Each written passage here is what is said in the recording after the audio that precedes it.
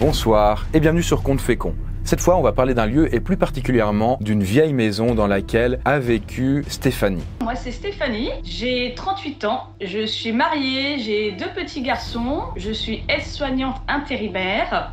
Elle a vécu quelques années terrifiantes dans cette maison avant de finir par partir, et tout ça serait lié à des vieilles pierres. Mais vous en saurez plus juste après. D'ailleurs, elle aime beaucoup son travail, mais apparemment, dans son service, on dit qu'elle est poissarde. Quand quelqu'un, par exemple, va décéder, eh bien, il se trouve que ça tombe souvent sur elle. En fait, les petits tracas, c'est toujours pour elle, et du coup, on pourrait avoir tendance à la croire, vu ce qu'elle a vécu dans cette maison avant d'en partir. Bref, on est parti pour l'histoire de la maison aux vieilles pierres.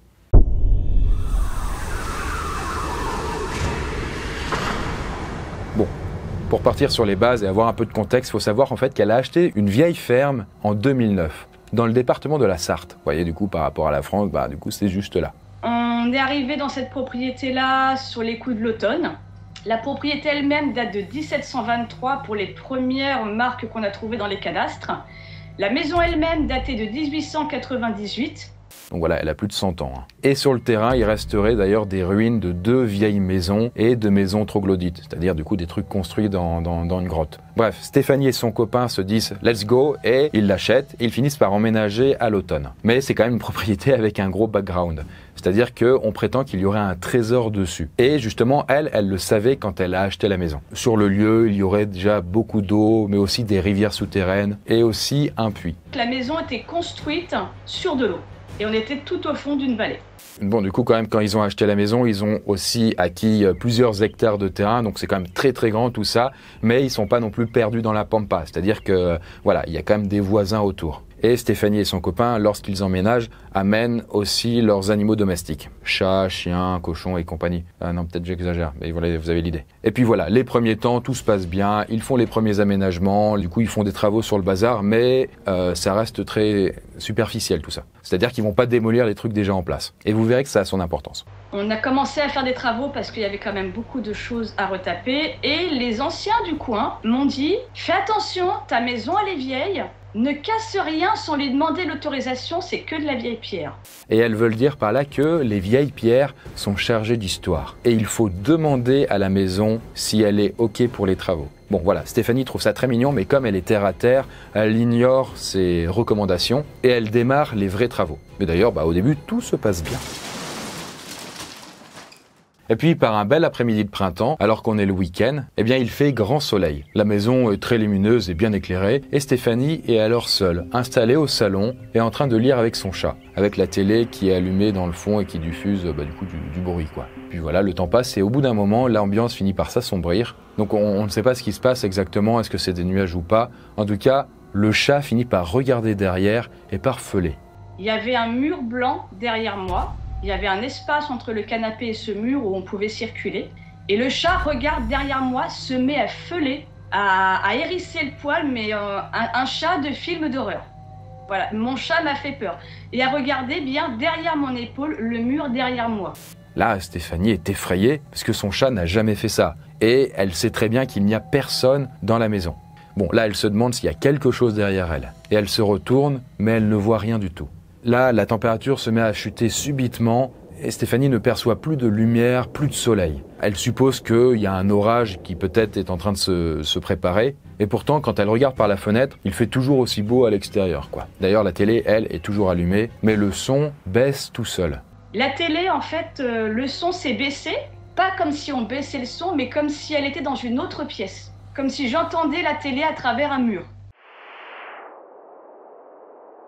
Et du coup, Stéphanie ne comprend pas pourquoi. Et puis juste après, elle se met à sentir une odeur d'humus. En fait, vous savez, une odeur de sous-bois, mais qui surgit comme de nulle part. Le chat, quant à lui, est toujours dans tous ses états. En fait, il sent quelque chose qui est anormal, mais quoi? Et puis, Stéphanie se retourne et elle voit alors une silhouette qui se découpe sur le mur, une silhouette d'un homme avec un chapeau.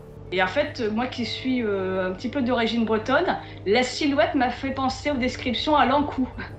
Voilà, le serviteur de la mort.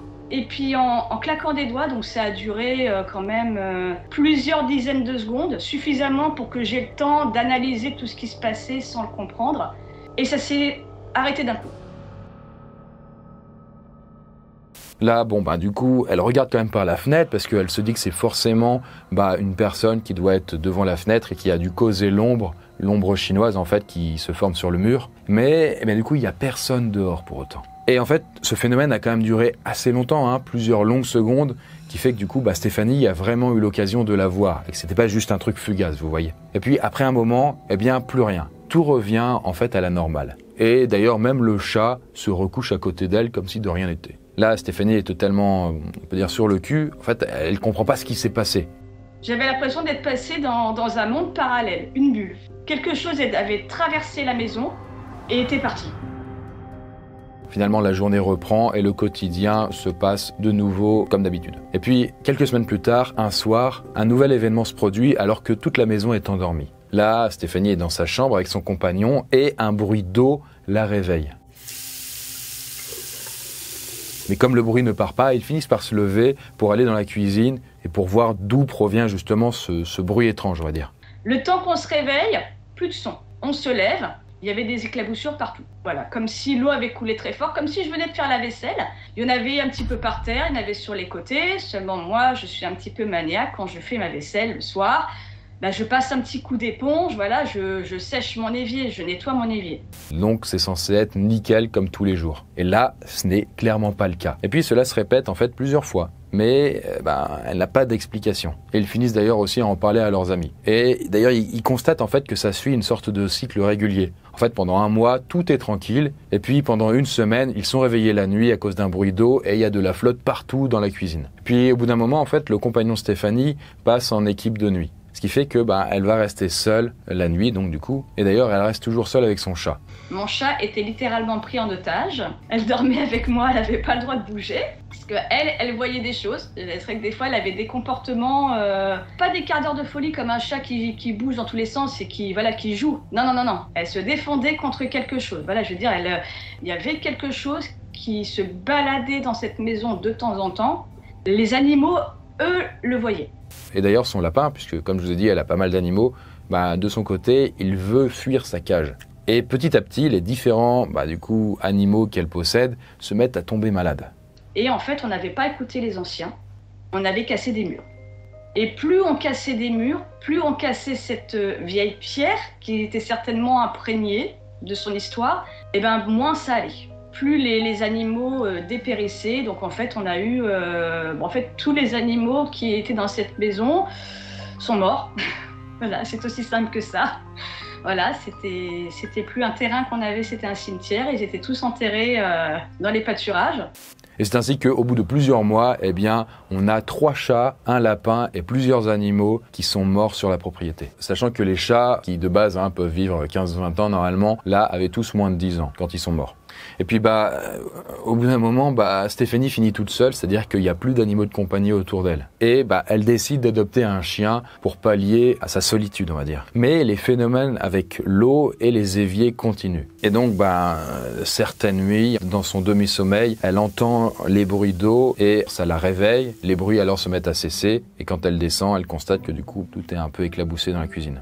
Et d'ailleurs, autre étrangeté, les lumières s'allument également dans les pièces. Là, elle se dit, c'est quand même pas normal. Est-ce qu'elle est somnambule sans le savoir, qu'elle se déplace dans la cuisine et que, du coup, elle active malgré elle tout ça ou qu'elle fait le bazar? En fait, comme elle ne le sait pas et que ça la perturbe beaucoup, elle se dit que, tout ça doit venir d'elle. Et donc là, évidemment, comme toute personne sensée, elle se dit, peut-être que l'évier a un problème, donc du coup, elle va le changer. Peut-être c'est le robinet, elle le change. Donc, petit à petit, il change un peu tous les éléments qui pourraient être mal conçus. Mais le problème continue. Et puis, un autre soir, Stéphanie se lève en entendant de nouveau des bruits. Là, elle va aux toilettes et elle constate en fait qu'il y a un son de tambour dans la pièce voisine, qui est du coup la salle de bain. Je fais, c'est pas possible, il y a quelqu'un dans ma salle de bain, quelqu'un s'est introduit chez moi. Je prends un peu mon courage à deux mains. Bon, dans les films d'horreur, en général, les gens vont toujours dans les pièces quand c'est éteint. Non, moi, c'est pas ça. Hein. Moi, j'allume tout. Hein. Voilà, moi, j'allume tout, donc j'entrouvre un peu la porte. Je glisse ma main en ayant peur, en me disant, on va m'attraper la main, on va me tirer dans la salle de bain et je vais me faire trucider là. Mais en arrivant dans la pièce, il n'y a rien ni personne. Mais elle voit que la douche est trempée, comme si quelqu'un du coup s'était lavé 1 minute avant. Et il y a même de l'eau qui goutte sur une bouteille de shampoing. Et ce serait finalement ça qui produit le bruit de tambour. Vous voyez, le plouc plouc plouc en fait régulier. Là, du coup, elle se dit bon, c'est encore elle a peut-être fait du somnambulisme, mais elle a allumé la douche sans le savoir. Et puis voilà, elle sort de la salle de bain très perplexe et inquiète sur tout ça, et elle retourne quand même se coucher. Et puis le lendemain, la journée passe, et puis la soirée, et alors qu'elle prend sa douche, en y réfléchissant, elle se dit que en fait, ça ne pouvait pas être elle, la veille, qui aurait été somnambule et qui aurait allumé tout le bazar sans s'en rendre compte. Donc jamais je n'utilise cette pomme de douche. Mon compagnon, lui, est au travail, il a pris sa douche ce matin, je le sais, donc c'est pas lui qui a pu utiliser la pomme de douche. Elle ne pouvait pas être mouillée. Et surtout, donc, à la fin de ma douche, je sais pas, j'ai un déclic, j'allume le plafonnier, j'éteins le plafonnier. Je ne pouvais pas avoir allumé cette douche sans être totalement trempée. Et puis du coup les journées passent et Stéphanie essaye vraiment de trouver des explications rationnelles à tout ce qu'elle est en train de subir. Mais il faut quand même être honnête que tout ça semble de plus en plus improbable. Là, elle se dit que peut-être le puits qui se trouve sous la maison était plein et que du coup il s'était mis à déborder et que par en fait capillarité, dégâts des eaux, ça aurait foutu le bazar en fait dans la cuisine. Et donc du coup le lendemain, elle demande aux ouvriers qui sont en train de bosser sur le chantier s'il y aurait peut-être un lien entre les canalisations et le puits. Le puits n'a jamais été relié à la maison, donc en fait sur les photos que j'ai fournies, on voit bel et bien la pompe du puits qui est devant la maison. Donc en fait ce puits était utilisé de cette manière-là, il sortait de la maison, allait à la pompe, prenait l'eau, il n'y avait pas d'eau courante jusqu'à ce qu'ils installent l'eau courante. Et donc voilà, les phénomènes continuent encore à se poursuivre. Par exemple du coup Stéphanie essaye en mettant du talc devant l'évier. Elle tente de voir en fait s'il y a un souci avec les poignées du robinet. Elle relève aussi le compteur d'eau. Mais un soir, après que le phénomène, toujours le même, se soit produit, où la cuisine est totalement éclaboussée, elle ne voit pas de changement en fait sur le compteur d'eau. Donc comme s'il n'y avait pas d'eau en fait qui avait été débitée par les robinets. Et donc du coup, ces hypothèses terre à terre tombent à l'eau les unes après les autres. Et puis, au bout d'un long moment, peut-être 1 année, en fait, Stéphanie commence à tomber malade. En fait, il faut quand même savoir que Stéphanie dormait très mal depuis que tous ces événements avaient lieu et qu'elle se réveillait le matin toujours épuisée. Là, du coup, avec les analyses médicales, tout ça, en fait, elle voit qu'il y a des soucis de tension, des soucis aussi de glycémie. Elle se met même parfois à dormir au volant en rentrant du travail et elle finit même d'ailleurs par avoir un accident à cause de son manque de sommeil.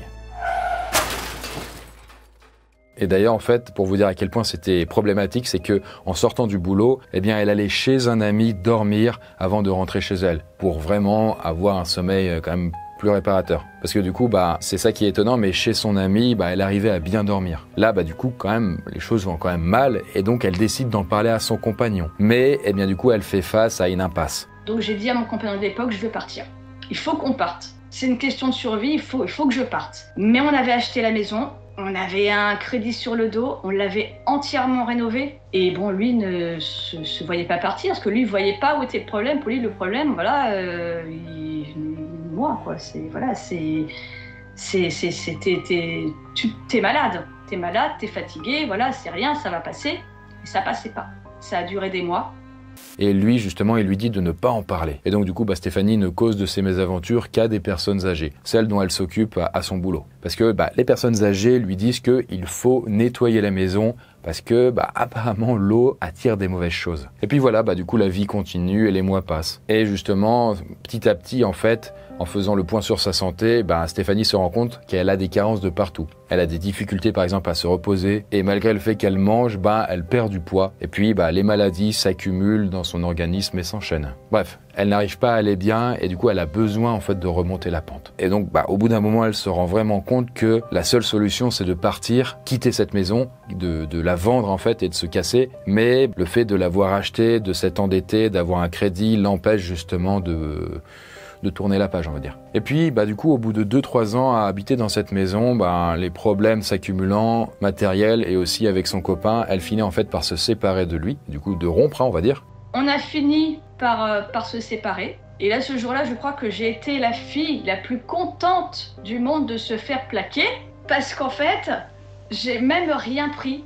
J'ai pris mon chien et je suis partie.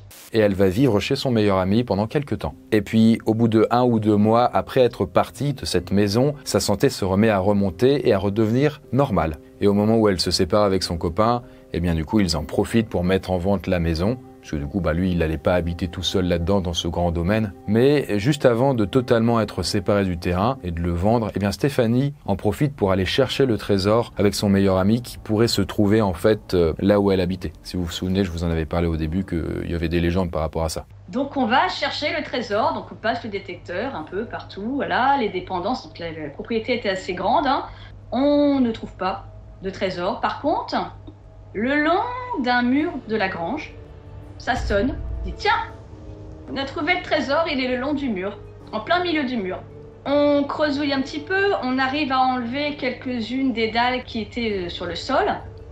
On creuse et on est tombé sur, donc ce que je sais maintenant, une bouteille de sorcière. Dans cette bouteille, elle trouve des graines, du sel, des branches, de la sauge, enfin différents trucs naturels. Et en faisant des recherches justement ultérieures, elle se rend compte que toutes ces choses et cette bouteille seraient utiles en fait pour protéger une maison. Mais pour ça, il faut que la bouteille soit enterrée à l'entrée ou dans l'âtre de la cheminée. Et dans le coin, eh bien du coup, on appelle ça une bouteille de sorcière. Bref, en tout cas, ça semble être le signe que le terrain avait déjà une réputation. Mais malgré ses recherches, elle n'a pas pu trouver d'autres informations sur ce terrain. Bon, aujourd'hui, la maison a été vendue et tout va beaucoup mieux pour Stéphanie. Depuis lors, en fait, elle n'a pas pu trouver d'explication sur tout ce qu'elle a subi. Mais par contre, elle a quand même une conviction, c'est que elle pense qu'elle aurait fini par mourir si elle était restée plus longtemps. Un peu comme finalement ses animaux de compagnie. En tout cas, cette histoire très traumatisante prend fin pour elle en 2012. Voilà pour l'histoire de Stéphanie. Vous, qu'est-ce que vous en avez pensé? Est-ce que vous avez des explications rationnelles par rapport à tout ça? On pourrait peut-être penser évidemment à des infiltrations d'eau qui d'une façon ou d'une autre réussissaient à grimper à travers les murs et peut-être à cause d'un phénomène de cycle lié à la lune ou je ne sais quoi,